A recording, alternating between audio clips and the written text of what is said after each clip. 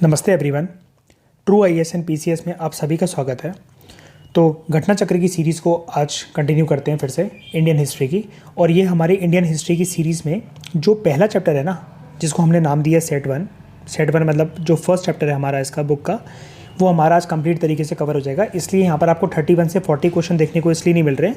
Chapter 1 में है ही नहीं 40 क्वेश्चन, 36 तक क्वेश्चन है। तो ठीक है, तो चैप्टर नंबर 1 में आपको 36 क्वेश्चन तक हम लोग कवर कर लेंगे और नेक्स्ट लेक्चर से आपको सेट 2 जो है वो देखने को मिल जाएगा। इसके अलॉन्ग आपको जो है इंडियन पॉलिटी जो है उसकी भी घटना चक्र की जो सीरीज़ है वो भी आपको अब साइमल्टेनियसली देखने को मिल जाएगी। दोस्तों, डिस्कशन स्टार्ट करने से पहले आप सभी के लिए एक छोटा सा अपडेट। अगर आप इस सीरीज़ में नए हैं, इस चैनल पे नए हैं, तो मैं आपको बता दूं कि हम लोग यहाँ पर जो है वो 5-6 इनिशिएटिव चला रहे हैं। घटना चक्र की जो सीरीज़ है वो आपको हिस्ट्री प्लस पॉलिटी की जो है वो शुरुआत से देखने को मिलेगी।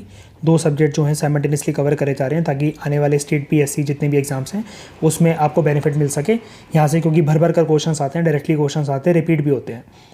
डेली एक सब्जेक्ट को हम लोग टारगेट करेंगे, एक सब्जेक्ट पकड़ेंगे, उसके एमसीक्यूज करेंगे, स्टैटिक सब्जेक्ट होगा वो। उसके अलावा मध्य प्रदेश जीके मतलब एमपीपीएससी वालों की जो है यहाँ पर कंप्लीट तैयारी जो है वो कराई जाएगी। यूपीएससी करंट अफेयर और स्टेट पीएससी के करंट अफेयर ये भी करवाए जाएंगे, जिसकी डेली सीरीज़ आती है। तो आपको सारी की सारी जितनी सीरीज़ है वो देखनी है। सीरीज़ ज़्यादा दोस्तों लेंदी नहीं है, 10 से 15 मिनट की ड्यूरेशन की सीरीज़ होती हैं, तो वो आप आराम से देख सकते हैं। शॉर्ट नोट्स आप इसके आराम से बना सकते हैं। इन डिस्कशंस की पीडीएफ कहाँ से मिलेगी आपको? आप वीडियो के नीचे जाइएगा, डिस्क्रिप्शन बॉक्स में आपको टेलीग्राम चैनल का लिंक मिलेगा। वहाँ पर आपको ऐसा लोगो दिखेगा टेलीग्राम पे, ट्रू आईएएस एंड पीसीएस और सिंप्लीफाइड वे। आप उसको ज्वाइन कर लीजिए और कोई भी डाउट और क्वेरी आता है तो आप इस trueies1995@gmail.com की आईडी पर जाकर आप मेल कर सकते हैं, जिसको मैं पर्सनली देखता हूँ। तो चलिए दोस्तों, अब हम लोग डिस्कशन स्टार्ट करते हैं। हमने इसी तरीके का मिलता जुलता जो क्वेश्चन था वो प्रीवियस लेक्चर में भी कवर करा था, जो कि क्वेश्चन नंबर 30 था। आपको ये बताना है इनमें से कौन सी जगह पर आपको एविडेंस मिला है जहाँ पर कुत्ते को गाड़ा गया है एक ह्यूमन बॉडी के साथ। ऐसी कहाँ पर आपको चीज़ मिली है कि ह्यूमन बॉडी का स्केलेटन प्लस डॉग का स्केलेटन आपको एक साथ गड़े मिले हों? ऑप्शंस आपके सामने दोस्तों, बुर्जा होम, दूसरा कोलदेवा, तीसरा चौपानी और चौथा है मांडो। तो दोस्तों, इस क्वेश्चन का करेक्ट आंसर है बुर्जा होम में आपको देखने को मिला है। हमने प्रीवियस लेक्चर में इसकी जो है डिटेल से बात करी थी। 1 मिनट, ये दोस्तों आपको याद होगा, अगर नहीं है तो हम लोग रिकॉल कर लेते हैं। बुर्जा होम जो साइट है ना दोस्तों, वो एक प्री हिस्टोरिक सेटलमेंट साइट है जो कि एक गांव के नाम पर रखी गई थी। कश्मीर वैली में ये लोकेटेड है। यहाँ पर आपको ह्यूमन और एनिमल स्केलेटन दोनों मिलते हैं, ठीक है, गड्ढे में। और उनकी बॉडी पर जो है वो कुछ मार्क्स भी हैं होल टाइप के। यहाँ पर आपको कुत्ते के अवशेष, डियर हिरण के अवशेष प्लस ह्यूमन स्केलेटन, कोई ऐसे गड्ढे भी हैं जहाँ पर आपको इन सब के कंकाल एक साथ देखने को मिले हैं। इंसानों के जो कंकाल हैं उनको एविडेंस यहाँ पर यह भी मिला है कि उनको सिटिंग पोस्चर में गाड़ा गया है along with bones of animals, जानवरों की हड्डियों के साथ, ठीक है। उस गड्ढे में आपको जानवर भी देखने को मिलेंगे, इंसान भी देखने को मिलेंगे। ये हमने प्रीवियस लेक्चर में डिस्कस करा था। पहली जो एक्सकवेशन है दोस्तों बुर्जा होम साइट की, वो सबसे पहली बार करी थी 2 आर्कियोलॉजिस्ट ने, जिनका नाम था हेलमट डी टेरा और दूसरा डॉक्टर थॉमसन पैटरसन, 1935 के अंदर। तो चलिए नेक्स्ट क्वेश्चन की तरफ चलते हैं। तो दोस्तों, इस क्वेश्चन के लिए A will be the correct option, Burzahom will be the correct answer. Next question देखते हैं। जो एविडेंस है दोस्तों, ठीक है, गड्ढे में रहने का जो साक्ष्य प्राप्त हुए हैं, जो एविडेंस हमें मिले हैं कि पिट ड्वेलिंग गड्ढे के, तो वो हमें कहाँ से मिले हैं? बुर्जा होम से मिले हैं, कोलडीवा से मिले हैं, ब्रह्मगिरी से मिले हैं या संगाना कल्लू से मिले हैं? तो दोस्तों, इस क्वेश्चन का करेक्ट आंसर है 1 मिनट। तो दोस्तों, गड्ढे के एविडेंस जो है वो आपको बुर्जा होम साइट से अगेन देखने को मिले हैं। तो बुर्जा होम आपने देखा होगा, यहाँ पर ही कम से कम 8-10 क्वेश्चन जो है इसके देखने को मिल गए। तो इस साइट के बारे में एक्सटेंसिव तरीके से स्टडी करिएगा, काफ़ी इंपॉर्टेंट है साइट। इससे जुड़े सारे एस्पेक्ट वैसे तो हमने यहाँ पर कवर कर लिए, लेकिन आपको कोई भी इन्फॉर्मेशन मिले तो जैसे कि मैंने आपको बताया, आप जिस कॉपी में या फिर जिस भी A4 शीट पे ये शॉर्ट नोट्स बनाते चल रहे हैं, वहाँ पर आप साइड में मार्जिन डालकर या स्टिकी नोट कोई भी लगाकर वहाँ पर आप इस इन्फॉर्मेशन को ऐड कर लेना। यूपीएससी में भी ये इंपॉर्टेंट थी इस बार साइट, 2021 के प्रीलिम्स में मैंने आपको बताया था, क्वेश्चन आया था। तो चलते हैं आगे। अगला क्वेश्चन दोस्तों हमसे पूछ रहा है, विंध्यास रीजन के कौन से रॉक शेल्टर से हमें सबसे ज़्यादा मानव कंकाल जो हैं वो मिले हैं, ह्यूमन स्केलेटन सबसे ज़्यादा प्राप्त हुए हैं? ऑप्शंस आपके सामने हैं। मुराना पहर, दूसरा घगरिया, तीसरा बाघ बाघई खुर और चौथा है लिखानिया। अब ये साइट्स भी इंपॉर्टेंट है दोस्तों, इसके नाम भी जो है आपको पता होने चाहिए। तो आपको बताना है कि इनमें से जो रॉक शेल्टर्स हैं, ये सारे के सारे रॉक शेल्टर्स हैं विंध्यास रीजन के। Maximum number of human skeletons आपको कहाँ से मिले हैं? तो maximum number of human skeleton दोस्तों आपको मानव कंकाल जो है वो प्राप्त हुए हैं लेखनिया साइट से। ठीक है, तो आइए इसकी एक्सप्लेनेशन देखते हैं। एक बुक है दोस्तों पुरातत्व विमर्श, जिसको JN पांडे जी ने लिखा था। इस बुक में इन्होंने ये बताया कि 17 इंसानों के कंकाल जो हैं वो हमें लिखैया जो साइट है विंध्यास रीजन में लोकेटेड है, उसके रॉक शेल्टर 1 से मिले हैं। रॉक शेल्टर्स को ना दोस्तों नाम दिए जाते हैं 1, 2, 3, 4। जैसे आप एलोरा अजंता केव्स के बारे में जानते होंगे, तो केव नंबर 1, केव नंबर 2 नाम दिए जाते हैं, ऐसी रॉक शेल्टर्स को भी नाम दिए जाते हैं। तो पहले रॉक शेल्टर से हमें 17 ह्यूमन कंकाल जो है प्राप्त हुए हैं। कुछ जो है इनमें जैसे एंशिएंट कंडीशन में वो थे वैसे अभी तक हैं, कुछ जो हैं वो ख़राब हो चुके हैं। तो USA में यूनिवर्सिटी जो है एक ओरेगन यूनिवर्सिटी लुकास में, वहाँ के एक प्रोफेसर हैं जॉन आर लुकास। ठीक है, ओरेगन यूनिवर्सिटी USA की एक ओरेगन यूनिवर्सिटी है, उसके एक प्रोफेसर हैं, एक हिस्टोरियन है जॉन आर लुकास।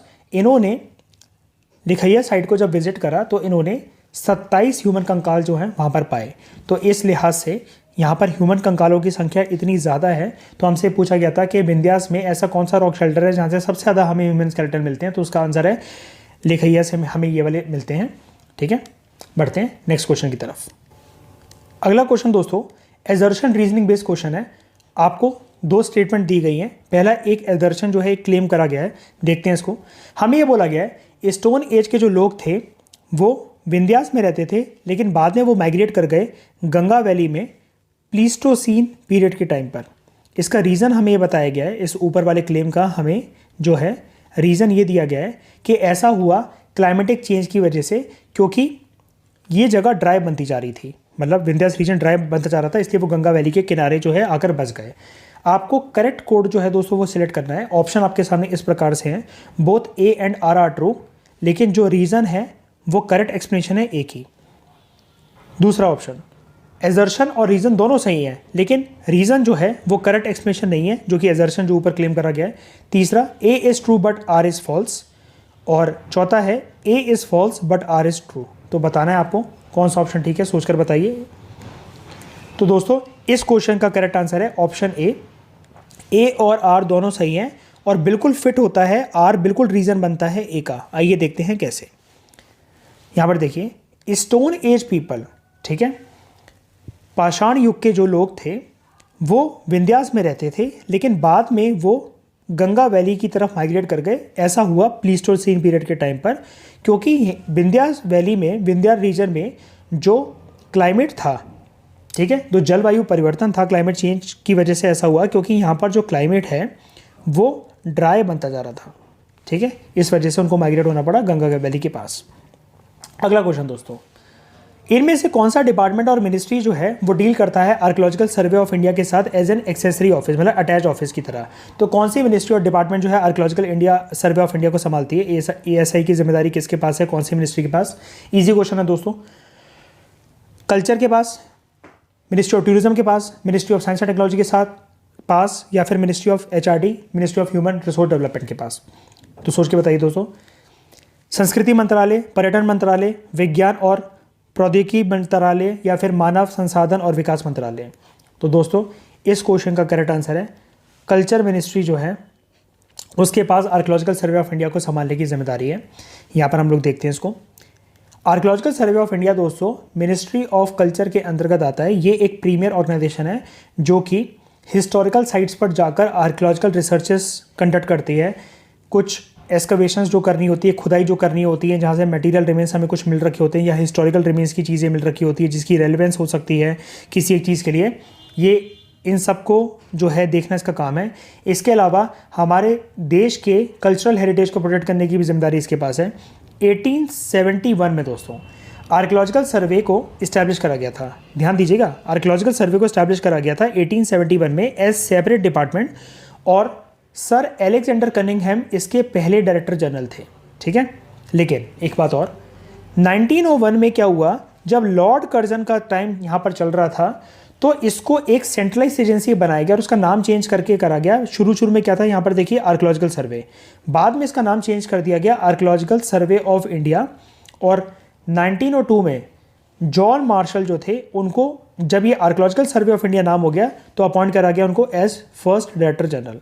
तो दोस्तों ध्यान देना, 1871 में जब ये पहली बार बनाया गया, जब इसका नाम सिर्फ आर्कियोलॉजिकल सर्वे था, तो अलेक्जेंडर कनिंघम बने इसके पहले डायरेक्टर जनरल।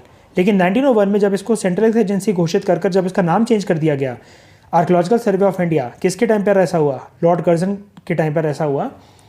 तो 1902 में फिर क्या हुआ, जॉन मार्शल को अपॉइंट करा गया आर्कियोलॉजिकल सर्वे ऑफ इंडिया का एज फर्स्ट डायरेक्टर जनरल। तो बढ़ते हैं दोस्तों नेक्स्ट क्वेश्चन की तरफ। ये इस चैप्टर का लास्ट क्वेश्चन है। इस चैप्टर में दोस्तों जैसे कि मैंने आपको बताया 1 से लेकर 36 क्वेश्चन ही सिर्फ दे रखे हैं। तो आपका जो ये चैप्टर 1 है, जिसको हमने नाम दे रखा है आगे इंट्रोडक्शन में कि सेट 1, आपका ये कंप्लीट हो जाएगा। और नेक्स्ट क्लास से आपको जो दोस्तों है वो आपको सेट 2 हिस्ट्री का वो देखने को मिल जाएगा।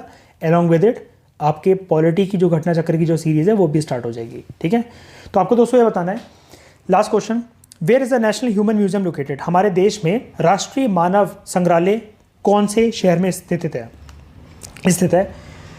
ऑप्शन आपके सामने है, गुवाहाटी, दूसरा बस्तर, तीसरा भोपाल और चौथा है चेन्नई। तो दोस्तों इस क्वेश्चन का करेक्ट आंसर है भोपाल में आपको राष्ट्रीय मानव संग्रहालय जो है वो देखने को मिलता है, ये वहाँ पर स्थित है, लोकेटेड है। नेशनल ह्यूमन म्यूजियम, जिसको बाद में रीनेम करा गया Indira Gandhi national human museum. ठीक है, आप में से अगर कोई लोग MPPSC की तैयारी कर रहे हैं तो उसके लिए इंपॉर्टेंट है वाला फैक्ट। नेशनल ह्यूमन म्यूजियम शुरू में इसका नाम था, बाद में इसका नाम चेंज करके करा गया Indira Gandhi national human museum. ये लोकेटेड है दोस्तों MP के शहर भोपाल में। ठीक है, ये एक ऑटोनॉमस ऑर्गेनाइजेशन है जो कि डिपार्टमेंट ऑफ कल्चर के अंतर्गत काम करता है। ठीक है, तो दोस्तों इस डिस्कशन में फिलहाल इतना ही। Thank you very much for discussion. इसी के साथ मैं आपको फिर से बताना चाहूँगा कि हमारा जो सेट 1 है वो कंप्लीट हो गया। तो सेट 1 में दोस्तों कुल मिलाकर 36 क्वेश्चन जो थे वो आपको देखने को मिले। तो ये हमने सेट 1 जो है ये पूरा का पूरा कंप्लीट कर लिया। अब नेक्स्ट लेक्चर से हम लोग बात करेंगे दोस्तों सेट 2 की, और इसके साथ ही आपको जो पॉलिटी की, इंडियन पॉलिटी की जो घटना चक्र है वो भी देखने को मिल जाएगी। तो इस डिस्कशन में दोस्तों फिलहाल इतना ही। Thank you very much for discussion.